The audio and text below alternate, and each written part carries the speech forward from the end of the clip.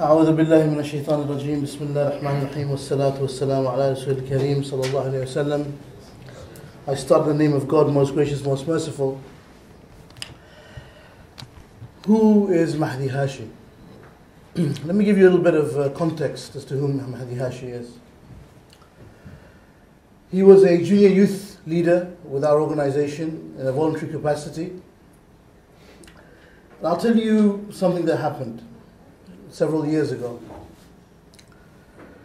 There was a gang fight outside a mosque during a funeral.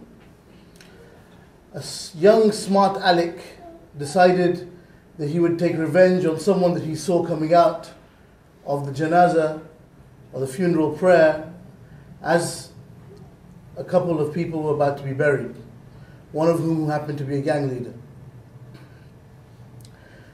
I was attending the funeral prayer, and as I was leaving, I saw Mahdi running straight past me because we heard these shrieks and commotions of women. I initially thought they were maybe wailing because of the bodies that were being put into the hearses.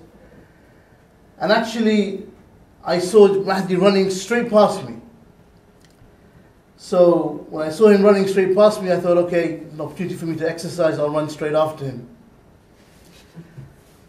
And I actually went straight after him, and I actually found that as I was trying to keep up, he went round the corner, one of the hearses, and what there was basically a whole group of individuals trying to take a knife away from this gang leader. Very young guy, maybe no more than 14 years old.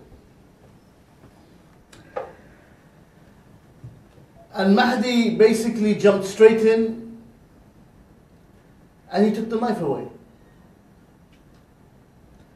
But you see, the problem was that the silly young man had forgotten that there were about 200 people from a rival area who weren't particularly happy about what he'd just done, where he tried to stab someone.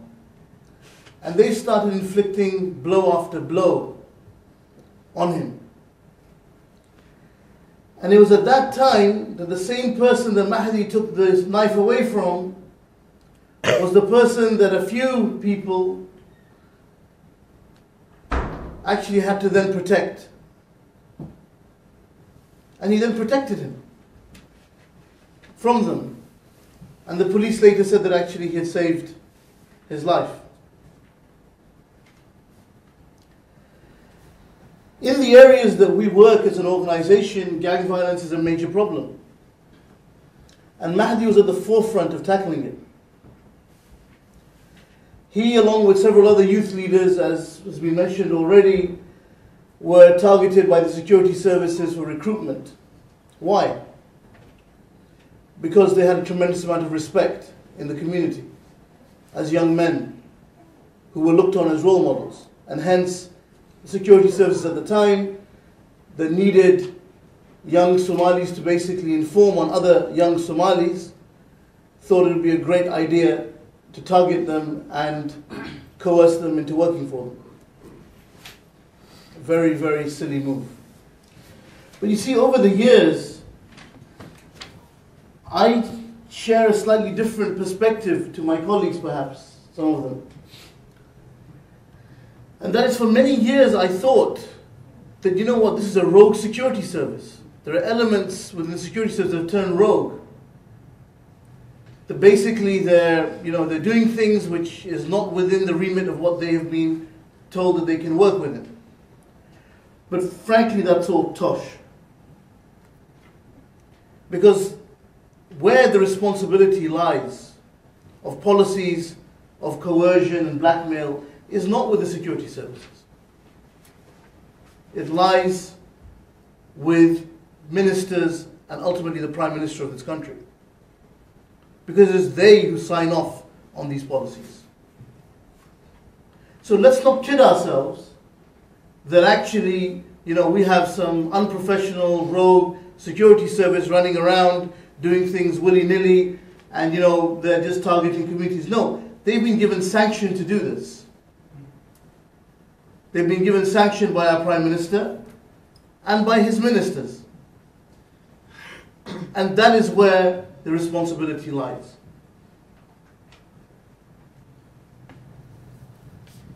Why is it that the Daily Mail, or the Mail on Sunday of all papers, that broke the story of Mahdi Hashi? And let's talk openly. A paper that in the United Kingdom, for those that are not from here, is known for demonizing the British Muslim community.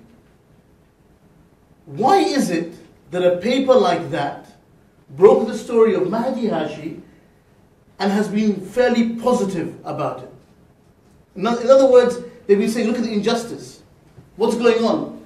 If anyone reads the Daily Mail on a daily basis, and today they've just lost a humongous suit for £700,000 against a financier who they accused of wrongdoing, a British Muslim financier who basically sued them for defamation. Why is it that suddenly, in the case of Mahdi Hashi, they're so positive? Because the reporters involved interviewed Mahdi Hashi several years ago. They know Mahdi Hashi.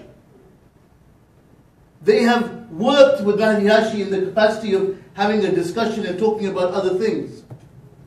So they are well aware of what Mahdi Hashi could and could not have done. That's the point. No matter what now comes out, no matter what now is leaked either by the United States, whether it's the government itself or others, the fact is this, that everyone knows that Mahdi Hashi is a very decent guy. And that's the reality.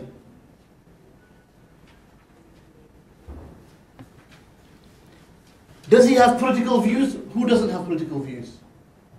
You're telling me that if we're coming from a war-torn country like many of my colleagues here, that people will not have set political views? Of course people have political views.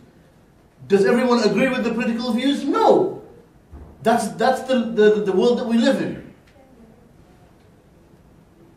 But so what? Does that give sanction to a government to take the rights of citizenship away from him and then to have him rendered by another foreign government? That's a question that has to be asked and put to the Prime Minister of this country. Because ultimately he is responsible for this.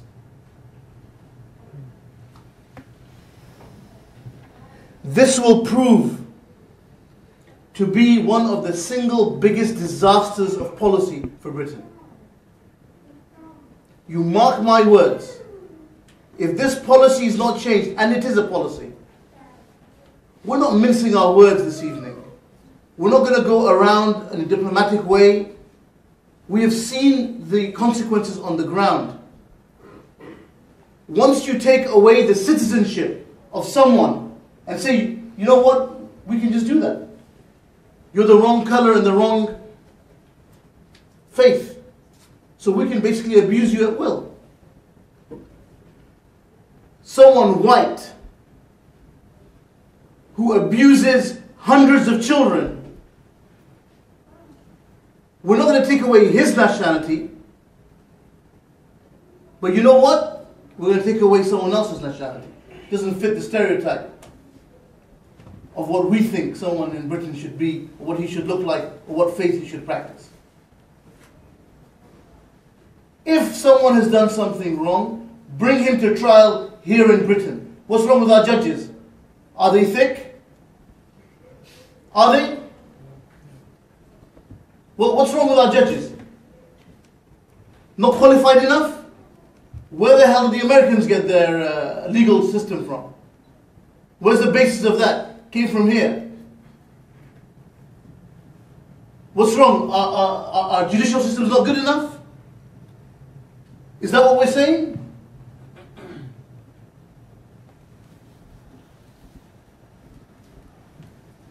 If David Cameron believes that multiculturalism is dead, and he continues to follow this policy,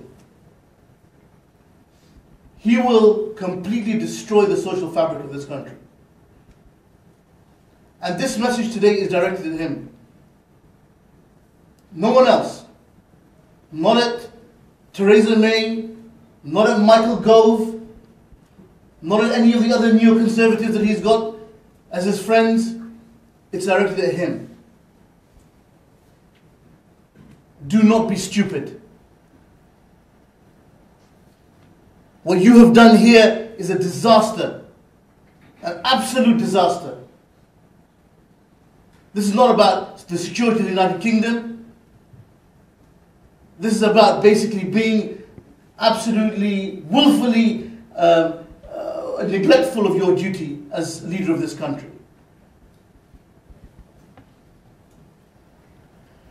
You will breed a hatred amongst young people that will never ever be resolved. It will be a wound that is so open that it will never close. And this policy, we've seen it with Babar Ahmed and Talha Hassan. That here you've got Babar Ahmed and Talha Hassan, and the message was, even if you're British born, we can still render you. And now the message is, well, even if you're naturalized, we can still render you. And we'll take away your nationality in the process. Pathetic.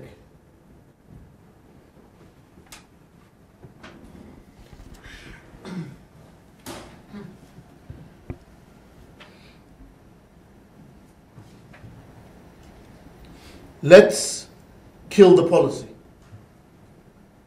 Let's kill the policy. Let's reinstate Mahdi's citizenship. Let's bring him back home. And let's never ever do this again. And I have a message to the United States. This is not in your interest. This is not in your interest. When young British Muslims and young Muslims across the world, when they see that you willy-nilly take people crossing borders who have done nothing to the United States. The New York Times article was clear. Why is he here? What's he done to the United States? In the laughable indictment against Mahdi Hashi, taken under torture in Djibouti. Taken under torture in Djibouti. There is not one line that says something was done against the United States of America. Not one. So how is it in American interest to do this? Why breed further hatred for no reason? It defies common sense.